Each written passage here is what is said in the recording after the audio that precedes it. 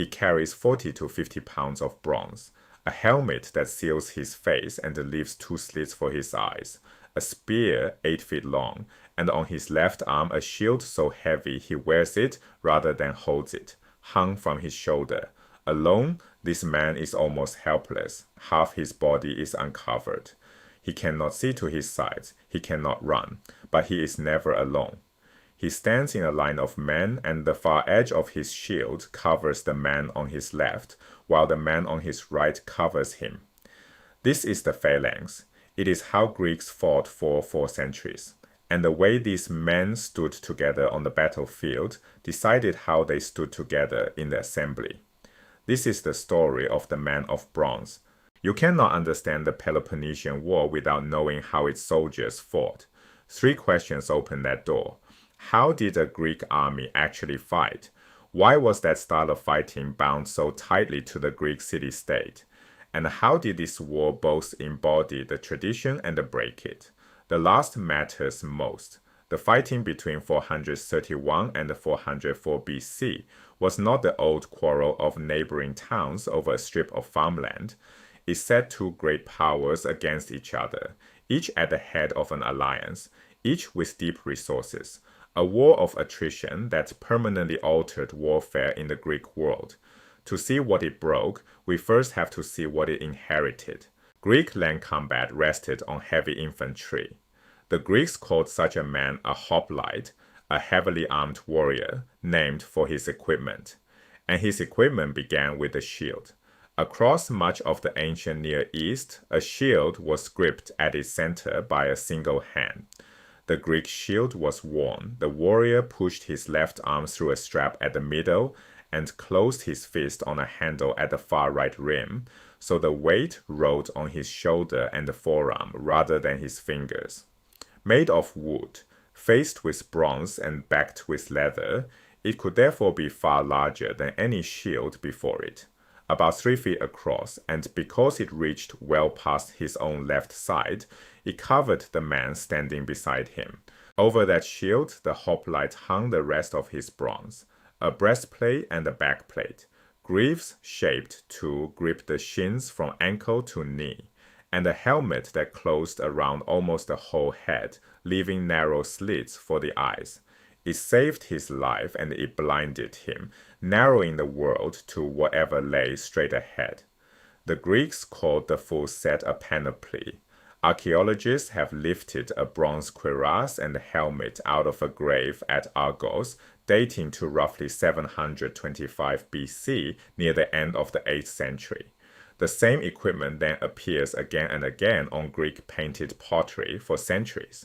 The earliest painting of hoplites in combat sits on a Corinthian jug called the chigi vase, dug out of an Etruscan tomb and dated to about 650 BC. It shows armored men standing shoulder to shoulder, some carrying the shield by that distinctive strap and rim handle, fighting at a distance with spears roughly 8 feet long. The spear was the weapon of attack, not the sword. A hoplite drew his sword only when a battle dragged far past its expected length and the spears had shattered, forcing the lines into close work. That was rare. Herodotus tells us the fighting at Thermopylae grew so vicious and so protracted that the Spartans were killing Persians with their swords at the end. He tells us because it was strange. None of this came out of nowhere. Reliefs carved in Assyria and in the Neo-Hittite kingdoms show heavy infantry, with comparable armor and comparable shields. The Greeks borrowed the equipment. What they did not borrow was the grip. Those Near Eastern shields were still held at the center in one hand.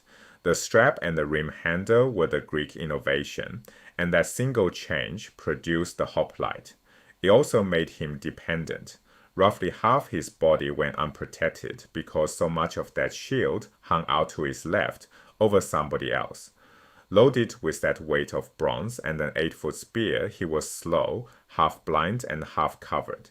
The equipment only made sense as a disciplined collective, so they stood in a formation, shoulder to shoulder, shields overlapping and locked, each man's shield covering his own left side and his neighbor's right. Spears held overhand, points forward over the rim, exactly as the vase paintings show. Behind the first rank stood another and another. Lines ran typically 8, 10, or 16 men deep.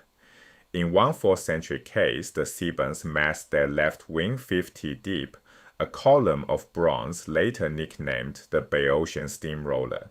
This formation is the phalanx. It advanced in close order, without breaking step, straight into another line armed exactly the same way.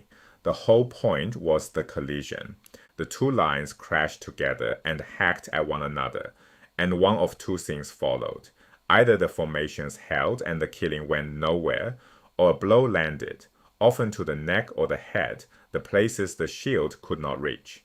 A man in the opposing line went down. Where he felt the shield wall no longer held and the gap opened, attackers pressed into it. Now the defenders had a moment to decide: close ranks and reform, or accept that the line was broken. If they broke, the first thing a man did was throw away his shield. Not his spear, his shield. A heavy shield is the one thing that will not let you outrun the men behind you. Where the line turned and ran, the victors raised a marker. They called it a tropaeum, a trophy, from the Greek verb trepo, meaning to turn. It stood on the exact ground where the enemy had turned, a memorial to the moment a formation stopped being a formation. So a hoplite battle ended in one of two ways: a stalemate, in which both sides kept their order and eventually backed away, or a rout in which one line broke and the real slaughter began, as the victors chased fleeing men and cut them down from behind. That is why the casualty figures are so lopsided. Accounts record a winning side losing 12 men, while the losers lost 200. Those numbers are not inflated. That is what winning looked like. This way of fighting defined the Greek world from the late 8th century BC through the 5th and into the 4th, and it grew up inside one particular institution, the polis, the Greek city-state, where citizenship and military service were nearly the same thing.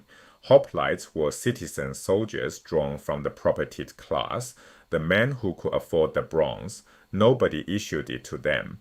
They bought their own armor, drilled beside their own neighbors, and marched out when the city called. Political rights in the modern sense did not exist. What bound a city to its citizens was a set of mutual obligations. A citizen could vote in the assembly, sit on a jury, and with enough property, hold high office. In return, he was expected to serve and defend the state. That exchange had a consequence nobody designed. Hoplite warfare became an engine for widening the franchise, because a man who owned enough land to arm himself and stand in the line could not easily be told he had no political voice. To the rest of the ancient world, this looked bizarre. There was no technical brilliance in it. A Persian king could have manufactured these weapons by the thousand and issued them tomorrow. What he could not manufacture was the thing that made them work: drill, discipline, and a shared sense of virtue and courage, cultivated only inside a city-state, among men who already belonged to one another. The weapons were cheap. The society behind them was not. Men held their place in the line because of who was standing next to them: relatives, neighbors, men they would see at the festival next month. The rear ranks, especially the last two, physically pressed against the backs of the men in front, so the formation pushed as one body. At the Battle of Delium in 424 BC, the Thebans of central Greece faced the Athenians. The most experienced men held the front line. The older veterans held the rear. The youngest and the least experienced were packed into the middle of the dense formation. And the story goes that before the clash, those young men grew nervous, and the old men behind them, in their 50s and 60s, told them to steady. We beat these same Athenians at Coronea 23 years ago. These were citizen levies called out across the whole range of a man's fighting life, and they were built for a small world. City-states modest in population and wealth, scattered across a broken landscape. Hoplite battles were fought on level plains because a phalanx cannot hold its shape on anything else. Herodotus repeats a Persian's verdict on it.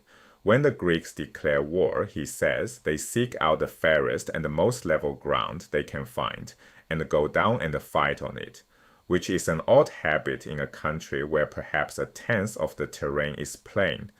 And yet in early Greece, before 500 BC, it worked. Hoplite encounters were violent, brief, and decisive. One side won, the other lost. A campaign was simple. A city like Argos in the Peloponnese called out its citizen levy and marched it to the frontier of a weaker neighbor, Mycenae for instance, heading straight for the cultivated fields. The aim was the crops. Burn the grain and cut the vines, and you have not raided a farm. You have condemned a city to a hungry winter. So the defenders had no choice. Their army had to form up and come out, because they could not watch the harvest burn. Down to the Persian invasion of 480 BC, that was the pattern. Short affairs fought in border country, provoked simply by threatening a neighbor's fields and orchards. There was very little strategy in it. The formation had two weaknesses, and both would matter enormously later. The first was its flanks. A phalanx facing forward is a wall. A phalanx caught from the side is a crowd. If cavalry or light infantry got behind it, the confusion of battle, the restricted vision imposed by those helmets, and the inevitable dust could throw a whole line into panic. The second weakness was stranger. Hoplite lines drifted to the right. They did it every time, and nobody could stop it. Thucydides describes it at the Battle of Mantinea in 418 BC, where the Spartans fought their old rivals, the Argives, supported by Athens. He knew that battle closely and appears to have spoken about it afterward with the Spartan king Agis. He describes the two armies coming on. The Argives and their allies advanced with great violence and fury. The Spartans came on slowly, to the music of many flute players in their ranks, a custom, he is careful to say, with nothing religious in it. The flutes kept the men in step, so they arrived as a line rather than a mob. Then he explains the drift. In every army, he writes, the right wing extends too far, so that each side overlaps its enemy's left with its own right. The cause is fear. Every man seeks protection for his unshielded side behind the shield of the man to his right, and it begins with one man, the soldier on the extreme right of the front line, who has no neighbor at all, and whose fear travels down the whole line. That exposed position on the far right became the post of honor, and has remained so in Western armies ever since, precisely because the man who holds it has no neighbor's shield. The drift was never cured.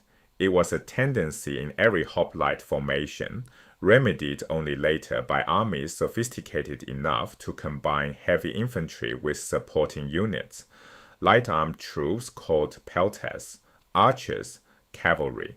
Those combinations are exactly what emerges in the Peloponnesian War, where the fighting became far more complex and far deadlier than the old clashes over a neighbor's wheat field. The phalanx did not disappear, it stopped being the whole army. Now the politics. To see what hoplite warfare did to Greek government, you have to look back before it. In the Bronze Age, from roughly 1600 to 1200 BC, the earliest Greek states were petty bureaucratic kingdoms, about a dozen of them, closely resembling the governments of the ancient Near East. Their warfare depended on the chariot. That whole system collapsed after 1200 BC. What replaced it in the early Iron Age was the horseman. By 900 BC, iron had come into general use, chiefly for edged weapons, though armor was still usually bronze, and cavalry, not a chariot, decided battles. But cavalry in Greece was expensive. The landscape made grazing horses difficult. The main exceptions were Boeotia and Thessaly in central and northern Greece. A Greek horse had to be fed on grain, on food a man could otherwise have eaten, so owning horses and racing them in chariots at the great games marked a man as extremely wealthy. Around the time of Homer, about 750 BC, cavalry was apparently the decisive arm, and the Greek governments were largely aristocracies. Kingship had already disappeared from most places, though the Spartans kept their kings, and by 700 BC, most city-states were aristocratic republics, dominated by the landed families who could supply horses and equipment. The grip of that small elite loosened quickly after 700 BC, and the hoplite is why. The new formation proved more effective. Hoplites could counter cavalry. A horse will not charge headlong into a mass of spears. It rears away, because only a man is reckless enough to hurl himself onto such a wall.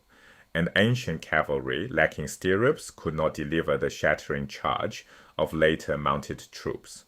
Meanwhile, hoplite arms were within reach of anyone who owned property, and every man who could afford them served in the civic levy. So the assemblies of voting citizens grew, and the narrow aristocracies gave way to broader-based governments. In many places, the change came through a tyrant. These were typically ambitious or declining aristocrats who put themselves at the head of the armed citizenry, broke the power of the old nobility, and carried out constitutional reform, and they usually fell. Greece had no tradition of monarchy, and the tyrant lacked the resources to maintain bureaucrats and professional soldiers. He ruled on personal charisma, much like a modern strongman, and once he passed from the scene, constitutional government reasserted itself. The pattern appears earliest at Corinth, the great commercial city of the northeastern Peloponnese. There, the tyrant Cypselus broke the backyard aristocracy. His son Periander succeeded him. After 2 generations, the family was overthrown. What followed at Corinth was an oligarchy, what the Greeks also called a timocracy, government by the few or by honor and rank. The high offices and the governing council belonged to the wealthiest classes, but the assembly comprised all landowners and it had a real voice, electing officials and setting policy. Below that line, nothing. Men without property did not vote. Women and children held only the passive legal rights of citizens, for a reason a Greek would have stated plainly. They performed no military function. The franchise stopped exactly where the obligation to fight stopped. This was the typical shape of a Greek city through the 7th and 6th centuries BC. 3 centuries later, a philosopher put the whole thing into a sentence. Writing in the 4th century BC, Aristotle was the first to observe that the form of military service dictates the form of the constitution. Where cavalry dominated, the result was aristocracy, ruled by the men who owned horses. Where hoplites became decisive, the result was oligarchy or democracy. And where a state adopted a particular kind of worship, the trireme, the result was democracy outright, because a trireme is rowed, and every man can pull an oar. That was the hallmark of Athens, whose movement toward democracy accelerated as it became a naval power. For all their variety, the Greek cities shared a set of political assumptions, audible already in the poems of Hesiod, the Works and Days, and the Theogony. Whether the citizen body was defined narrowly as the landed hoplite class, or broadly as in the Athenian democracy, the city-state rested on its citizens and governed through laws those citizens had passed.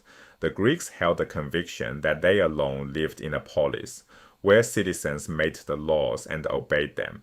Everyone else they regarded as barbarians. Not out of cultural or racial contempt, they meant something precise.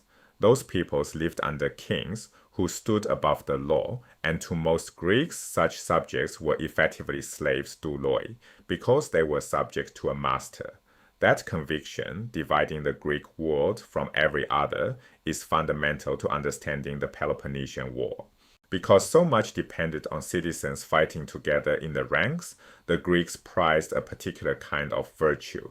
They called it sophrosine, moderation, self-command. The Spartans excelled at it precisely because they advanced in step, rather than rushing wildly into battle, and that ideal runs through Greek literature and the measured tone of Greek intellectual debate. What never mattered was the individual warrior. Tyrtaeus, the Spartan poet of the 7th century BC, set aside speed of foot and strength and size and beauty, and praised only the man who holds his place in the front rank and does not give ground, so long as he has the courage to stand with his fellow citizens. And if a comrade falls and you stand in the rank behind, you move forward into the empty place, so the line does not break. Everyone was expected to serve. Socrates, remembered as the great Athenian philosopher, could point to his own service in hoplite battles to win the sympathy of a jury, because every man on that jury had done the same, and when a war was voted, the assembly itself went to war. This was not the abstract deployment of a professional army. It was the voters marching off to fight, in person. Keep that in mind when we come to the decisions that led to the Peloponnesian War. The men who voted for that war were the men who would have to stand in the line. The Peloponnesian War changed that tradition or accelerated changes already underway in it. And the tradition itself, some argue, became the West's. Victor Davis Hanson, in his book The Western Way of War, and other scholars have argued that the infantry combat devised in the Archaic Age from about 750 to 480 BC came to define Western warfare ever since. It was associated with the decisive battle and with an emphasis on discipline, training, and ultimately technology to make soldiers effective as disciplined units rather than as individual warriors. The claim is probably overdrawn. The Assyrian army likely maintained discipline comparable to the Greeks, and such organization reaches further back still.